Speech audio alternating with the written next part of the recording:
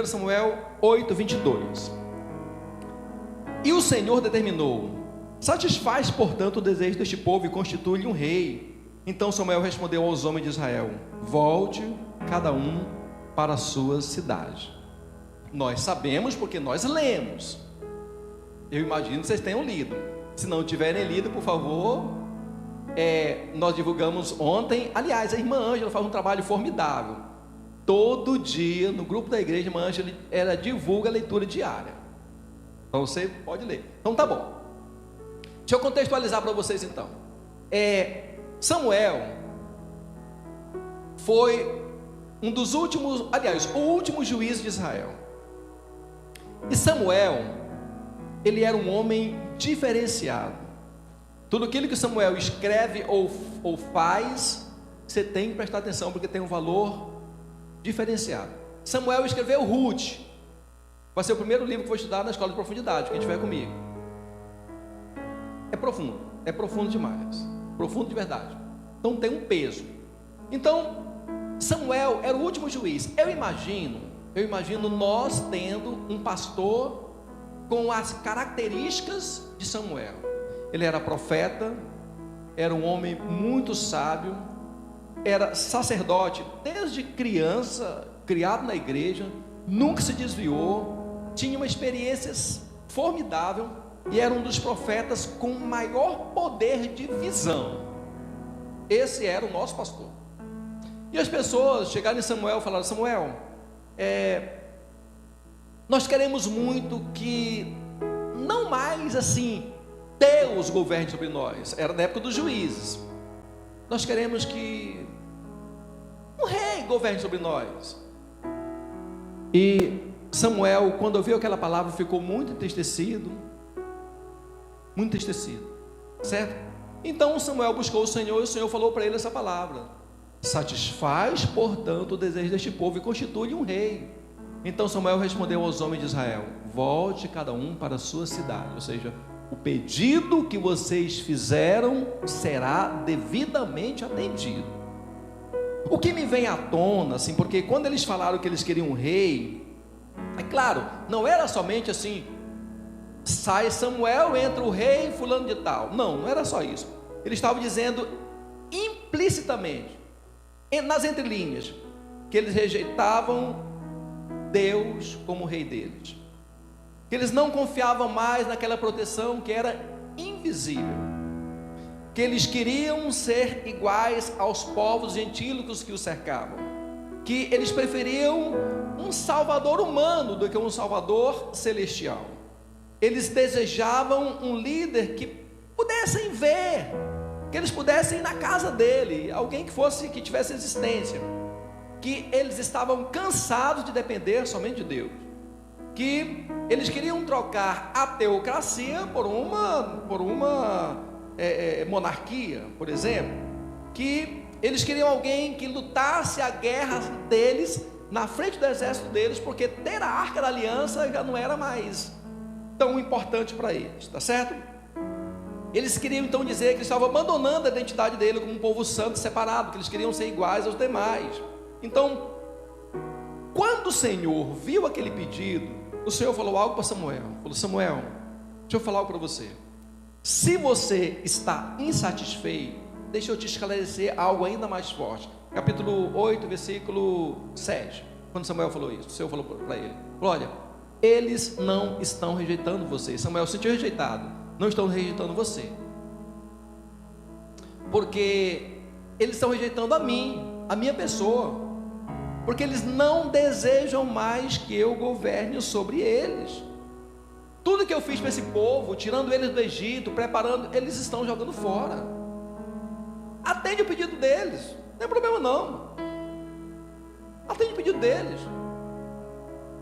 Constitui para eles um rei, porque eles não têm mais confiança em mim. Eles querem ser como todas as nações. Deixe eles serem como as demais nações. Eles querem um rei que julgue sobre eles. Deixe que o rei deles julgue sobre eles. Eles querem que o rei saia à frente. Deixe ter bastante guerras para que o rei deles saia definitivamente à frente. Eles querem não mais confiar em mim.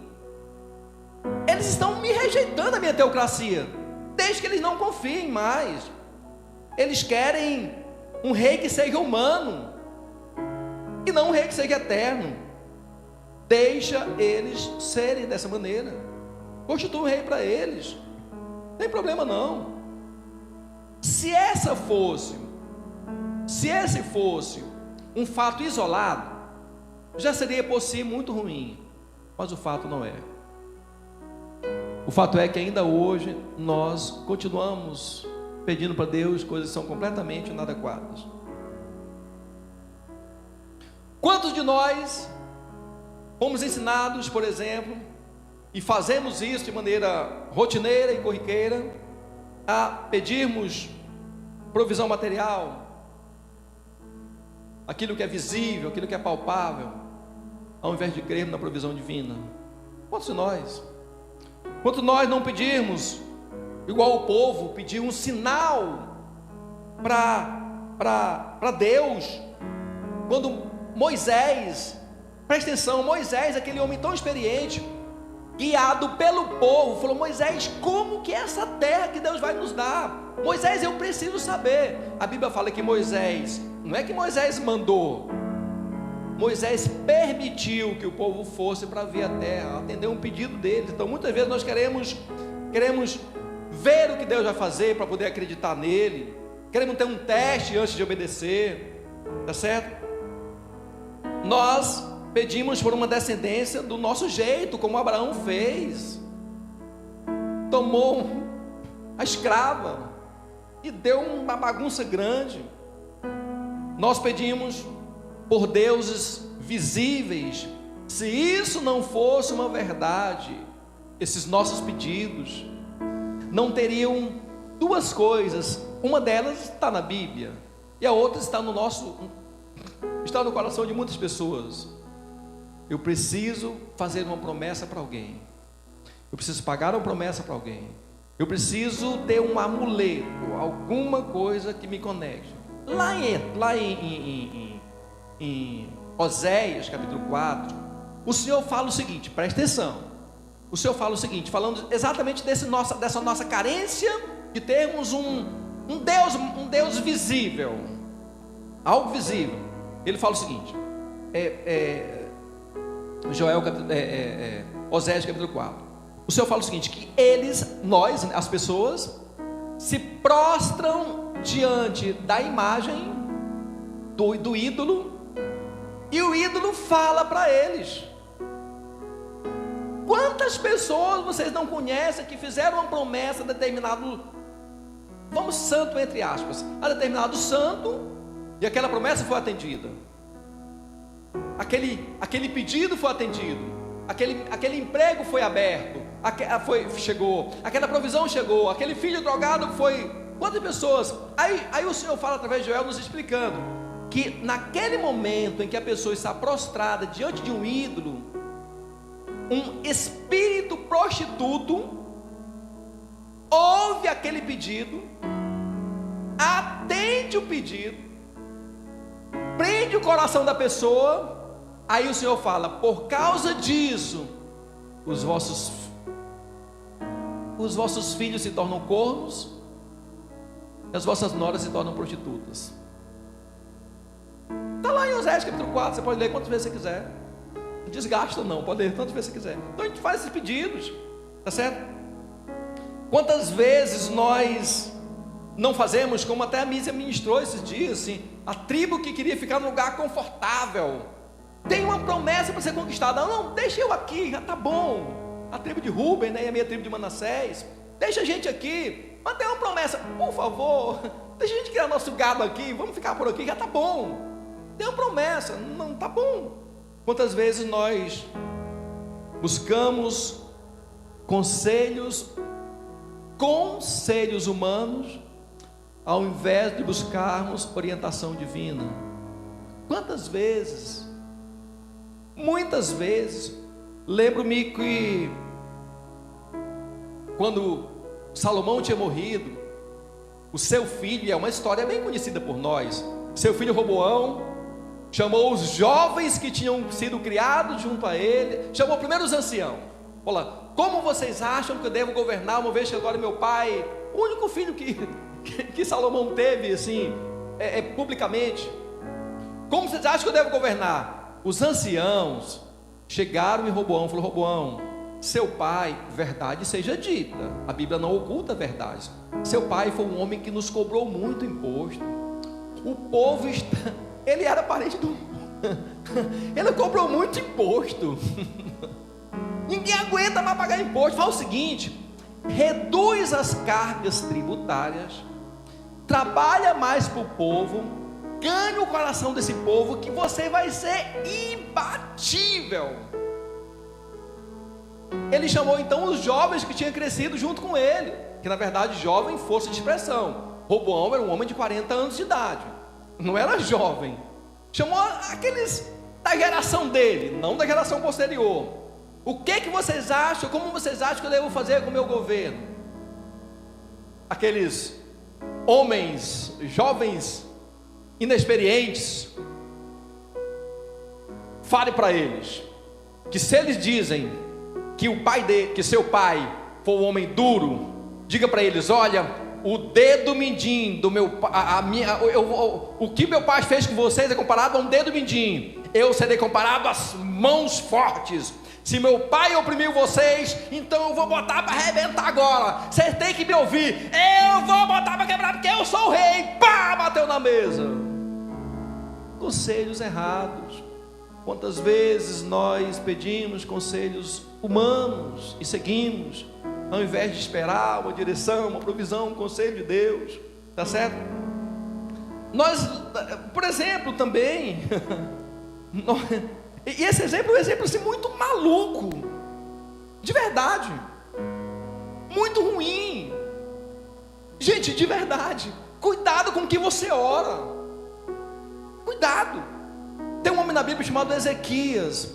Ezequias, o Senhor falou para ele: você vai morrer, prepara a tua casa, você vai morrer. Gente, se Deus me falasse isso, eu ia: oh meu Deus, me perdoe, assim, já que eu vou morrer, me leve para o céu, pelo amor de Deus. Eu ia passar os últimos dias, assim, eu ia visitar todo mundo aqui, eu te devo alguma coisa? Não, pô, toma de crédito, porque assim, alma lavada. Queria isso, quero, né? Quem sabe Deus não está falando isso com você hoje, então se prepare, tá certo? O que ele fez? Ele ficou contristado, chorou, tal. E ele orou a Deus, falou: Deus, me dê anos de vida, não deixa eu morrer não, por favor. Aí o profeta Isaías, Deus falou com ele, falou: vai lá, diz para Ezequias. Pegou uma pasta de figos poderia ser bom para curar a doença, mas não curaria aquela doença dele.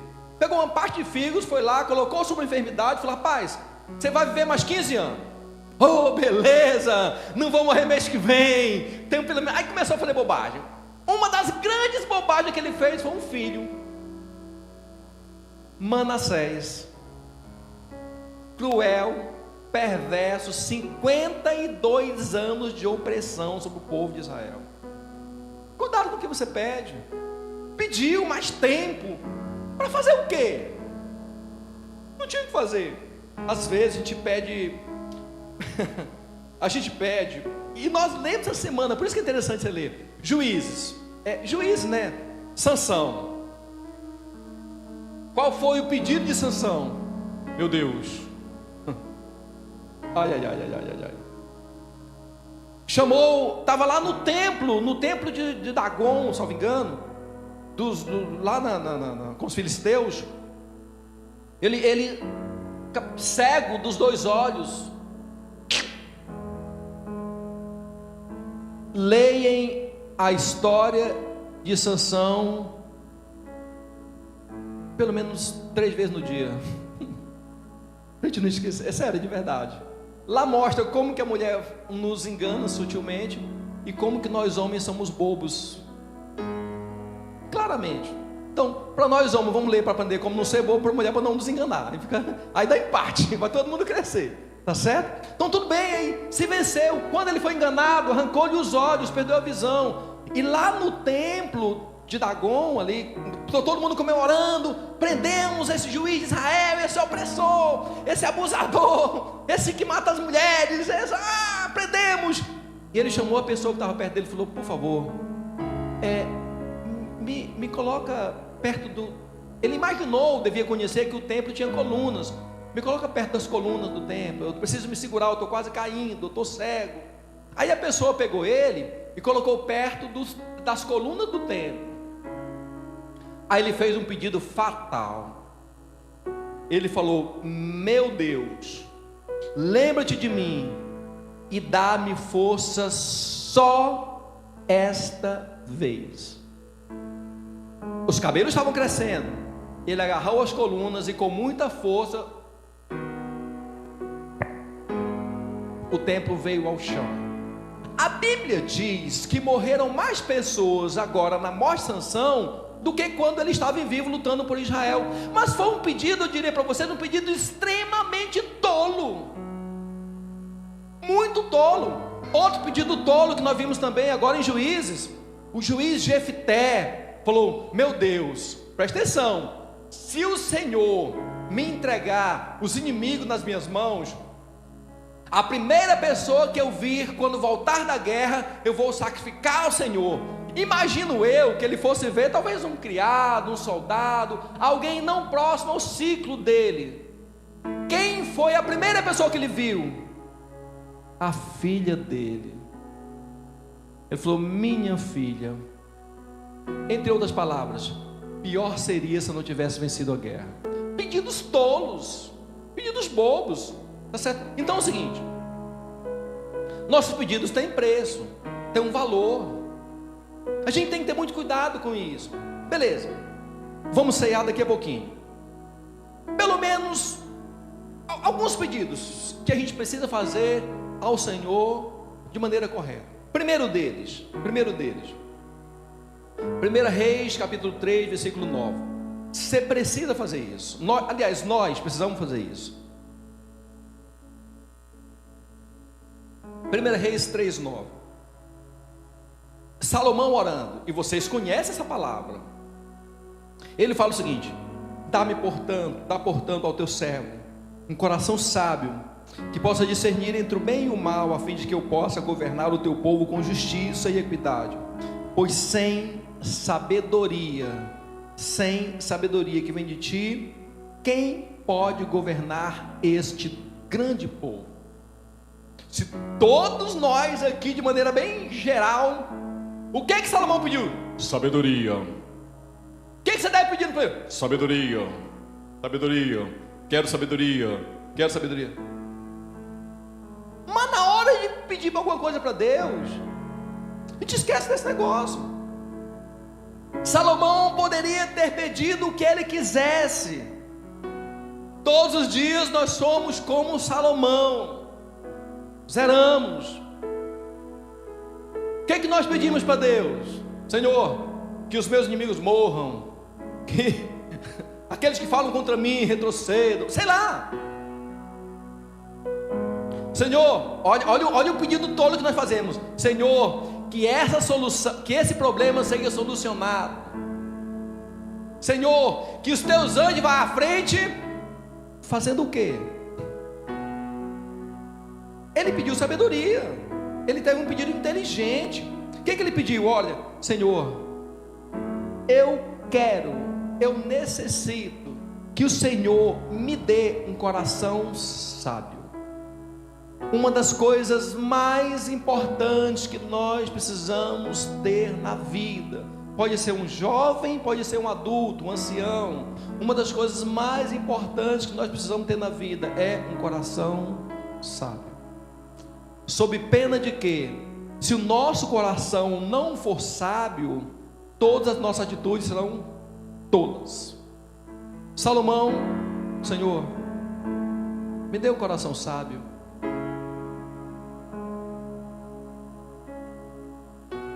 Como é que eu adquiro um coração sábio? Essa é a pergunta que vale 1 milhão, mais do que 100 milhões que ele ganhar. Pergunta de 1 milhão: como é que adquire um coração sábio?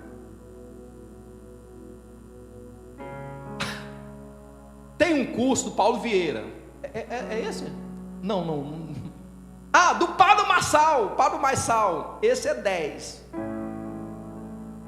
Tem um pessoal que cobra uma fortuna para te ensinar esse negócio. Isso é contra eles? Não, é porque é outro produto. Não deixa eles venderem o deles. Eu vou te dar de graça, assim.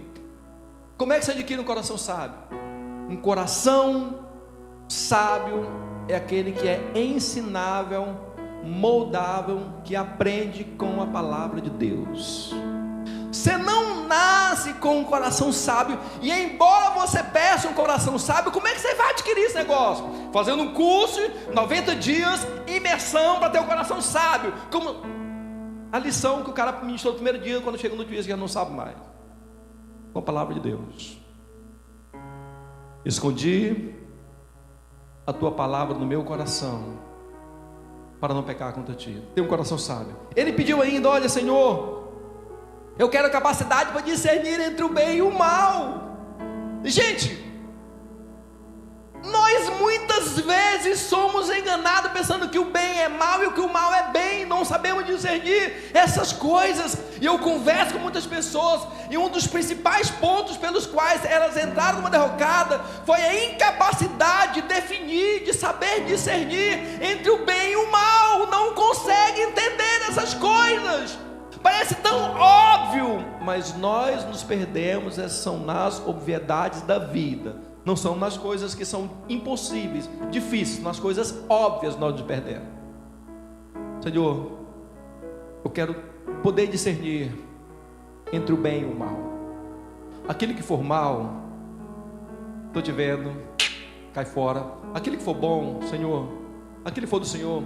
Sabe por quê? Sabendo disso, e nós falamos isso não só no altar, mas no coloquial, na vida pública, na vida normal. A gente sabe que quando o diabo quer nos pegar em algo, ele não vem com um chifrezão: eu sou o chifrudo da vez, vou te pegar, meu nome é Satã, venha pra cá, sou infeliz. Tá doido, vou nada. Ele chega com sapatinho de seda, voz meiga, dinheiro fácil, oportunidades extremamente imperdíveis, e nós não sabemos discernir se aquilo é de Deus, se não é de Deus, se é bom ou se é mal. Ele pediu ainda: Senhor, eu quero ter a possibilidade de governar com justiça e equidade, fazer as coisas de maneira justa e equânime. Sabe, tem uma palavra na Bíblia, no hebraico, você vai ler muito essa palavra, é tzadik. O que é um tzadik? Em hebraico é muito legal. O que é um tzadik? Um tzadik, nós podemos resumir de maneira bem simples: é uma pessoa justa. Agora, na aplicação prática, um tzadik é aquela pessoa que busca todos os dias ser uma pessoa justa. Quando você quer elogiar alguém como sendo um grande homem de Deus, um profeta, alguém muito, muito próximo de Deus, em hebraico diz: aquela ali é um tzadik, é um homem santo, uma pessoa completamente especial. Então, como é que eu me torno alguém assim?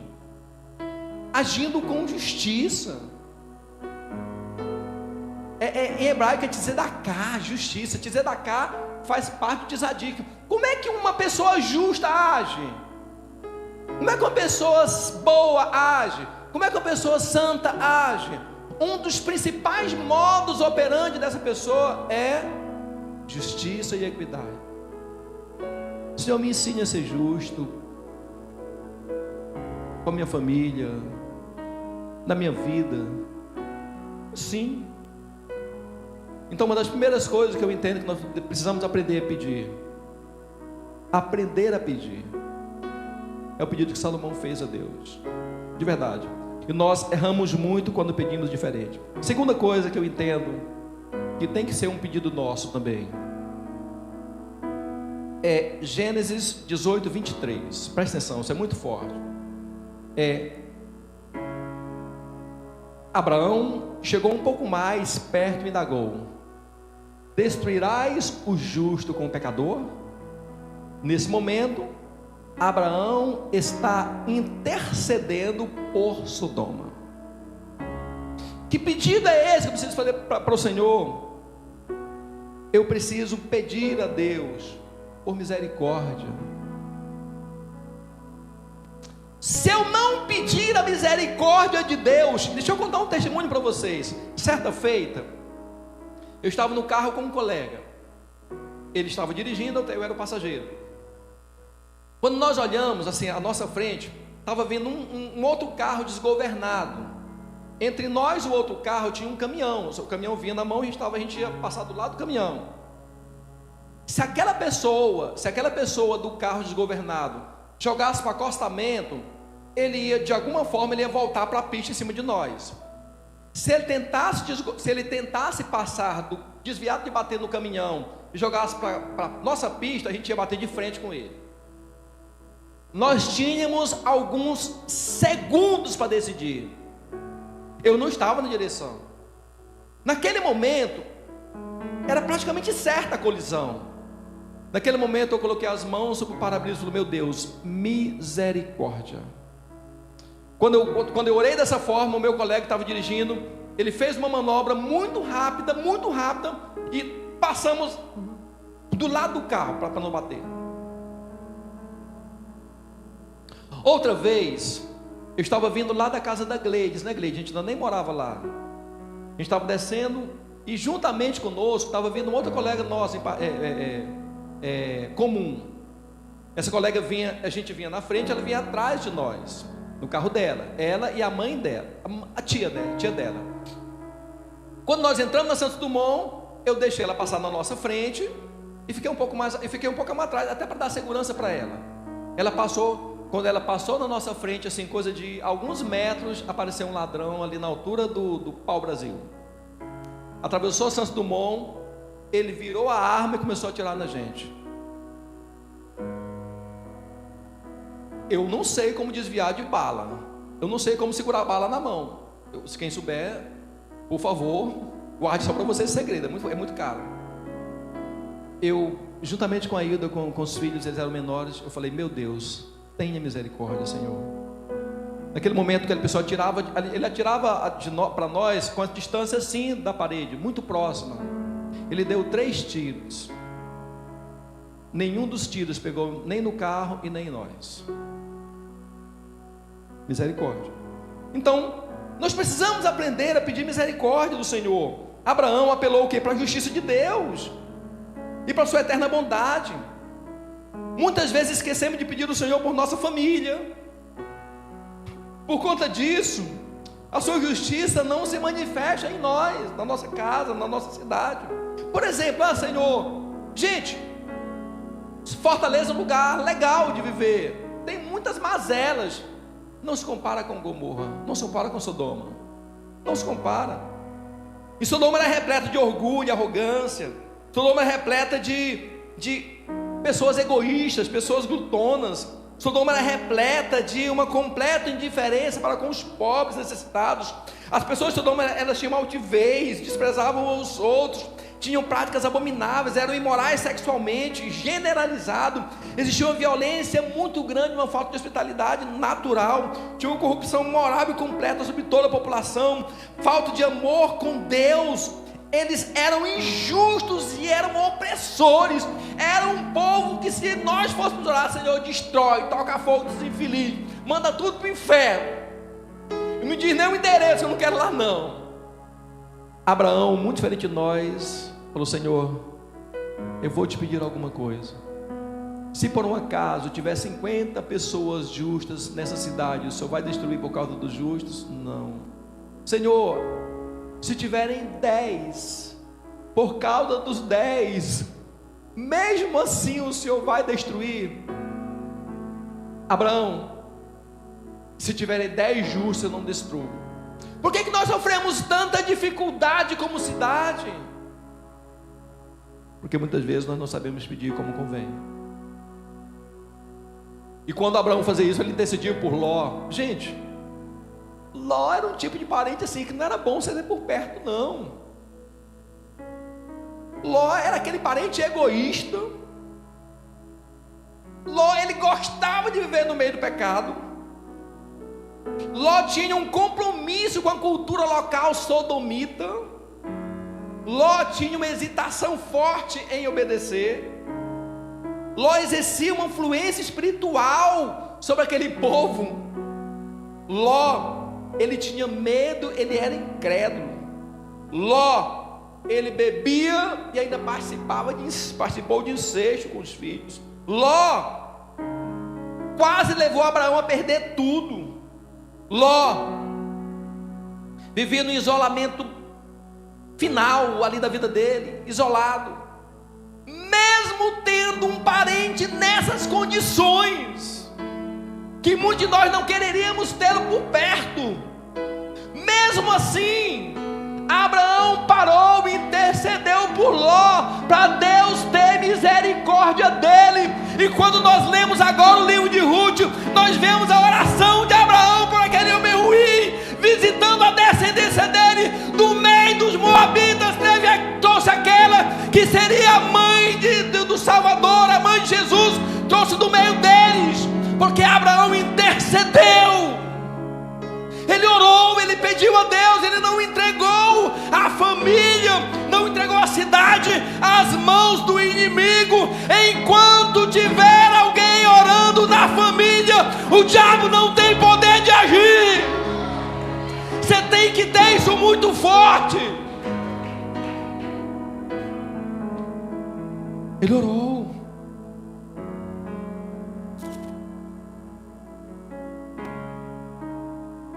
Sabe, Deus dá a cada um de nós uma cruz para nós carregarmos, de maneira bem figurada, mas na prática nós sabemos que é verdade. Uma cruz para nós segurarmos. Essa cruz que Ele nos deu, que é um peso assim chato, difícil, se nós não soubermos levar ela até o final, é ela que vai nos ligar à plena e santa vontade de Deus ao final para a nossa vida. Nós largarmos ela no meio do caminho, abandonarmos no meio do caminho, fique tranquilo, lá no final, é porque você deixou de fazer aquilo lá atrás. Mas alguém não tinha a prova que eu tive. A prova dele era outra, você não sabia, você sabia da sua. Leva até o final. Se ainda não resolveu, é falta de oração. Se persiste como está, é porque o nível de oração tem sido pouco. Está impossível. Eu conheço alguém que é especialista em impossibilidade. Vocês também conhecem.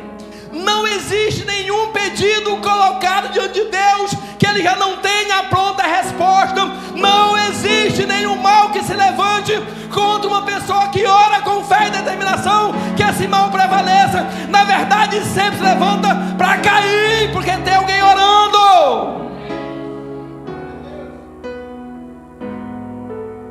Aumenta, intensifica a oração. Num dos momentos de maior agonia de Jesus, lá no Getsêmani, na hora dele ser crucificado, para partir para a crucificação, a Bíblia diz que quanto maior era a pressão externa, maior era a pressão de oração que ele exercia. Aí nós sabemos quem venceu essa história. Amém?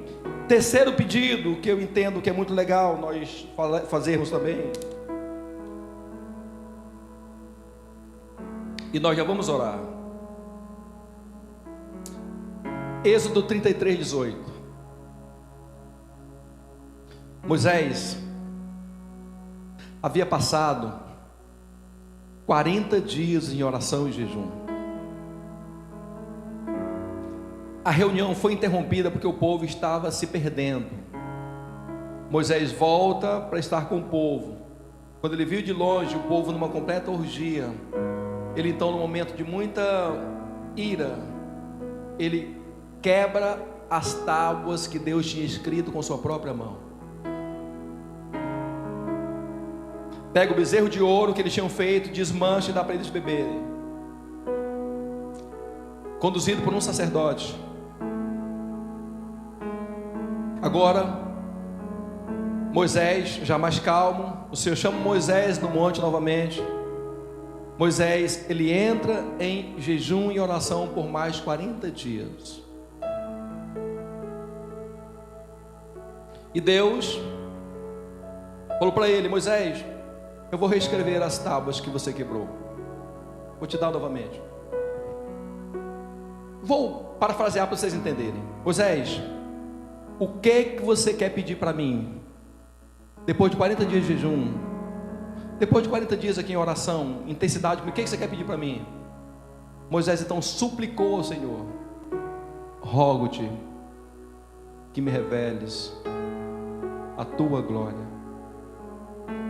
Moisés, você não quer que os seus inimigos morram? Esqueça outro pedido, não quero nada além disso, além de que o Senhor me reserve, me revele a sua glória. Eu quero ser impregnado pela tua glória, eu quero viver da tua glória, eu quero esquecer os problemas lá fora e ser completamente envolto com a tua glória, completamente. E quando Moisés poderia ter pedido, talvez nós faríamos isso: Senhor, eu preciso de longevidade porque a luta é grande, eu preciso conduzir esse povo, me dê vida longa. Senhor, me dê um poder, uma autoridade sobrenatural para guiar esse povo com mais sinais, mais maravilhas. Senhor, a vida do deserto é difícil, facilita as coisas, me dê riqueza, me dê poder. Senhor, nos permite agora entrar na terra prometida mais rápido possível. Age aí, ajuda o tempo, por favor. Gente, qual era o maior desejo que teria no coração de Moisés? Era se livrar daquele problema que era o povo, era pegar o povo de Deus. Eu cumpri, está aqui na terra prometida, entraram, aleluia, missão cumprida, glória a Deus, seria maravilhoso. Moisés não pediu isso.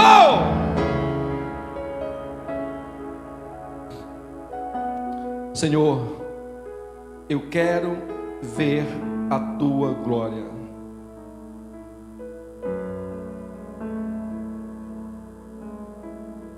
Depois de 40 dias, jejum, oração, o que você tem para me pedir é isso. Moisés, olha a resposta de Deus: Moisés, eu vou te mostrar. Não posso te mostrar, senão você morre. E o texto, a gente precisa estudar Maimônides para a gente entender. A gente estuda Maimônides na escola de profundidade. Eu vou te mostrar um pouco da minha glória. Aqui por trás, na fenda da rocha, Moisés olhou e viu a glória do Senhor passando. Quando Moisés viu aquela glória, quando Moisés teve aquela experiência sobrenatural, ele estava dizendo: Senhor, o que eu mais quero é a tua presença contínua em nosso meio. Se o Senhor não for conosco, não me faça sair desse deserto, eu não vou aguentar. Senhor, tendo a tua glória, eu sei que todos os meus pecados serão perdoados, eu sei que haverá restauração de aliança. Senhor, tendo a tua glória, eu sei que eu vou vencer toda e qualquer idolatria. Senhor, tendo a tua glória, eu sei que a tua misericórdia, a tua paciência não é renovada todos os dias conosco. Senhor, tendo a tua glória, eu sei que o povo se santificará para viver algo melhor do Senhor. Tendo a tua glória, eu sei que eu terei força física. Tendo a tua glória, eu sei que eu terei maior revelação durante o caminho do deserto. Tendo a tua glória, eu sei que eu terei bênção e proteção sobre a próxima geração. Tendo a tua glória, eu sei que o teu nome será glorificado, não só aqui, mas lá no Monte Fortaleza, muitos anos depois. Se a tua glória se manifestar em mim, eu serei mudado. E quantas vezes nós esquecemos de pedir essa glória sobre nós? Esquecemos. Vamos ficar em pé, queridos, vamos. Eu preciso orar com vocês. Vamos ficar em pé.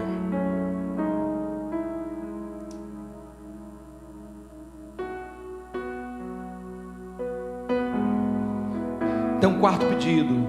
Eu já quero em que nós entendamos e oremos juntos.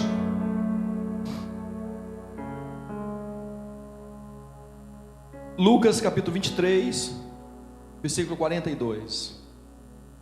Lucas 23, 42. Jesus estava ali na cruz do Calvário. De um lado, uma pessoa. De outro lado, outra pessoa. E um deles falou: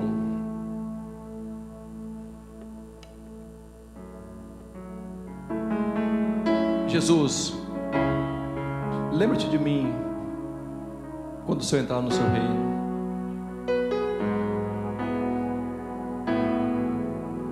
Senhor, lembra de mim pelo tempo que eu servi na igreja. Lembra de mim pelo esforço que eu tive para criar esses filhos. Lembra de mim. Lembra de mim. Quando o Senhor estiver na sua glória, lembra que eu estou aqui. Lembra de mim.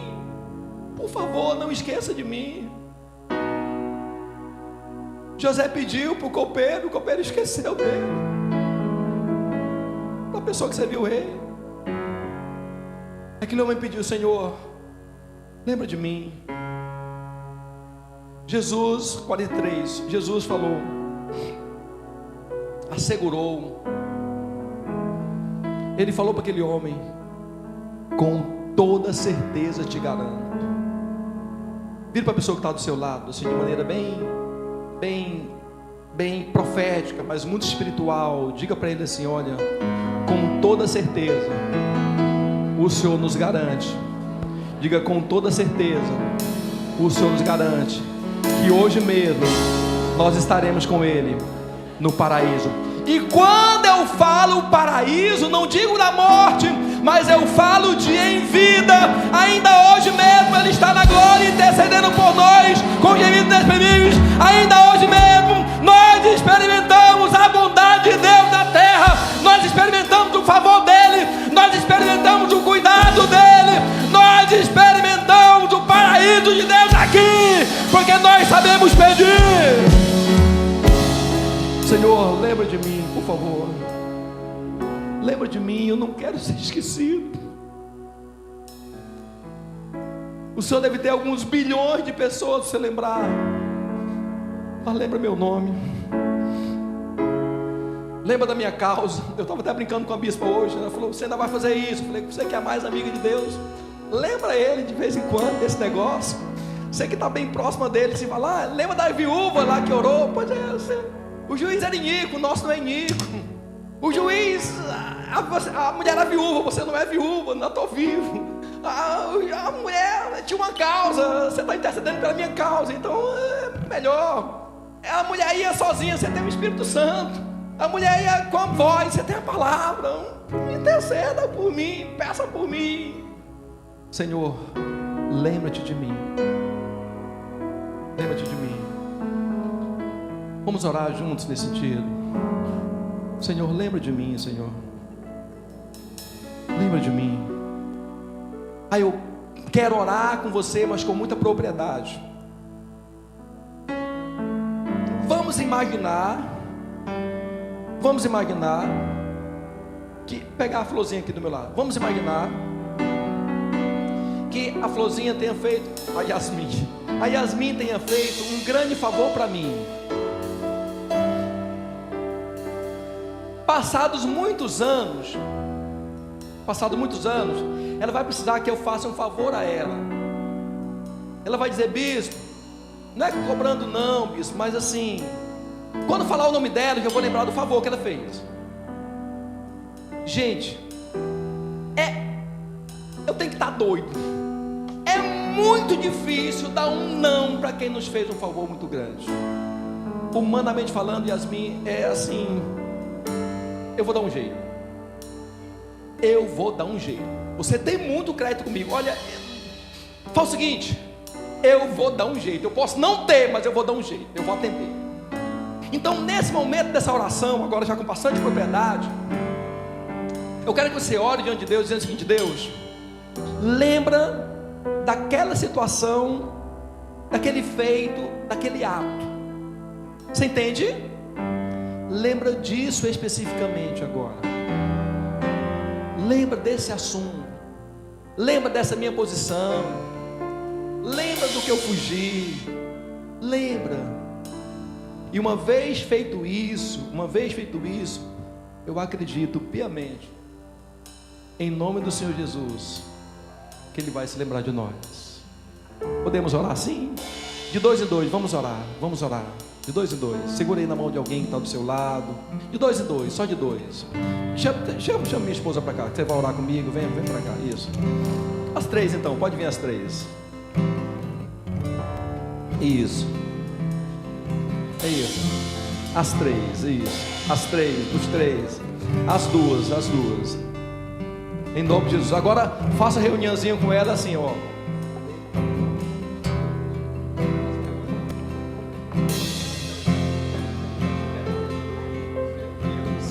Ela tem até um testemunho. Essa bispa é power. Pode ficar vocês duas aí. Ore com propriedade. Amém. Comece a orar agora, em nome de Jesus. Em nome de Jesus, comece a orar, pedindo para Deus se lembrar de você. Os nossos pedidos têm uma força muito grande diante de Deus. Os israelitas pediram um rei diferente do Senhor.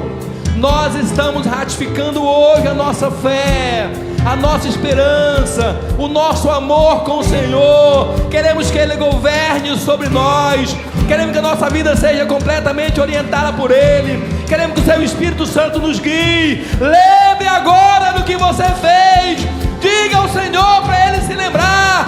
Fale ao Senhor. Faça como aquele homem que falou: Senhor, lembra-te de mim. Eu preciso ser alcançado pelo Teu favor.